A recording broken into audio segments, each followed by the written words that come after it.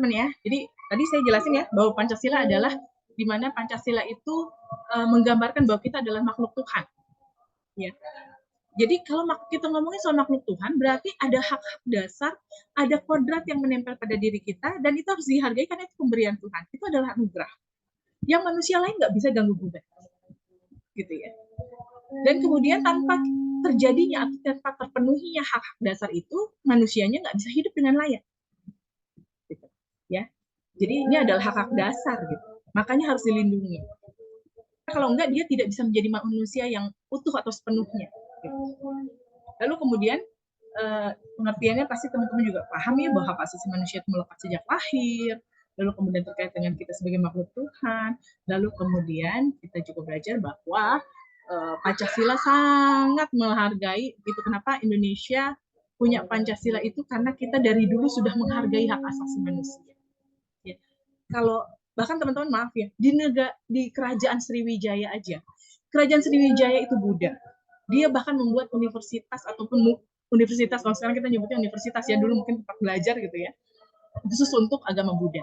Tapi Raja Sriwijaya itu bahkan sampai meminta pada khalifah gitu ya, artinya pemimpin Islam saat itu, saya lupa tapi tahun berapa ya, nanti kita lihat lagi sejarahnya, sampai meminta untuk mendatangkan atau mengirim gitu ya ahli agama Islam supaya bisa mengajarkan agama Islam pada orang-orang yang memang tertariknya atau meyakininya adalah agama Islam. Ini ada di masa kerajaan bah, dan saling membantu gitu ya.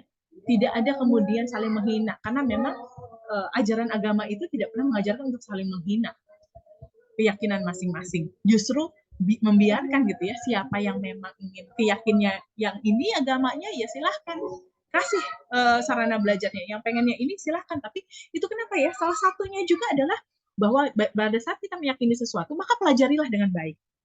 Itu kerennya loh budaya Indonesia sejak dahulu, pelajari.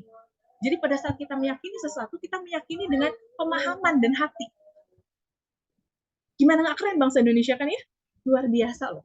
Di saat bahkan negara-negara seperti Eropa aja belum seadil itu ya, bahkan mereka yang dengan gold glory and gospelnya malah menyerang banyak negara lain gitu ya.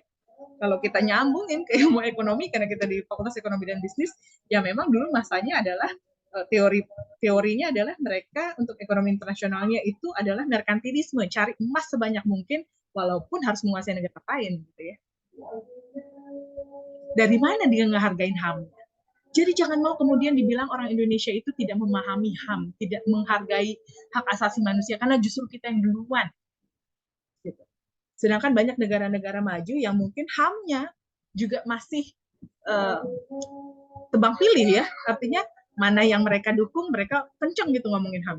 Mana yang mereka tidak dukung, ya mereka nggak kenceng ngomongin HAM-nya. Contohnya sampai sekarang kita lihat ya, ada di beberapa negara yang diserang oleh negara lain. Contoh lah, salah satu kita sebut Palestina misalnya. Sampai sekarang kan nggak dibela-belain banget sama PBB. Tapi mereka gencar banget ngomongin HAM. Kalau yang sekarang diserang mungkin negara lain.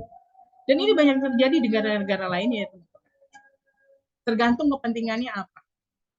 Tergantung negara-negara lain lagi punya hubungan apa, lagi akrab atau tidak. Sekarang kita juga lihat Rusia dan Ukraina nggak kelar-kelar kan. Karena apa? Yang mau belain HAM juga, tapi jangan ikut-ikutan juga kita. Nanti kita ikut kena masalah gitu ya. Contohnya kayak gitu. Jadi memang ya kita harus akui bahwa bagaimanapun juga manusia tetap manusia, punya karakter yang berbeda, punya keyakinan yang berbeda, punya pendapat yang berbeda, lalu punya tindakan yang berbeda. Tapi kita pahamin aja bahwa kita di Indonesia, kita sangat menghargai hak asasi manusia. Kalau di sini sumber-sumber yang melatar belakangi HAM ya, antara lain ada di sini Thomas Aquinas itu membedakan 4 tipe hukum. Ya. Jadi yang melatar belakangi HAM, yang menguatkan juga adalah hukum. Yang pertama, Thomas Aquinas itu bilang hukum abadi, yaitu identik dengan kebijaksanaan Tuhan mengatur ciptaannya. Gitu. Ya, kayak misalnya nih kita kayak Thomas Aquinas ngasih contoh, misalkan laki-laki dan perempuan itu kan udah aturan Tuhan. Memang terciptanya seperti demikian. Jadi ciptaan-ciptaan Tuhan yang tidak bisa diganggu gugat itu haknya Tuhan. ya, yang kemudian itu melekat pada diri manusia sebagai ciptaan. Hukum alam yang berikutnya adalah refleksi dari akal. Misalnya kita harus tahu bahwa contohnya ya, misalkan kalau kita nebang hutan secara berlebihan, akibatnya adalah longsor, lalu kemudian banjir. Kita banyak nih, contohnya Bekasi, Jakarta ya, kita bangun aja gitu, jalan aspal lah, gedung-gedung dan segala macamnya dengan kemewahan-kemewahan, tapi kita lupa menyeimbangkan itu dengan unsur-unsur alam gitu ya, artinya tanah banyak yang tertutup, akhirnya banjir. Gitu. Lalu kemudian ada hukum ketuhanan juga, yaitu wahyu Tuhan yang dijelmakan dalam kitab suci Mahabharata. Jadi apa tadi? Ada hukum abadi, hukum alam, hukum ketuhanan, yang terakhir baru hukum manusia. Itu hukum yang dibuat oleh manusia untuk manusia yang bersumber dari hukum alam. Wah, ini kayaknya udah mau maghrib nih, teman-teman. Ya. Oke, ini saya jelaskan secara singkat dulu ya. Ini ya. Lagi maghrib. Kita pause dulu sebentar ya. Nggak banyak lagi kok bahannya, tinggal dikit. Ya, Bu.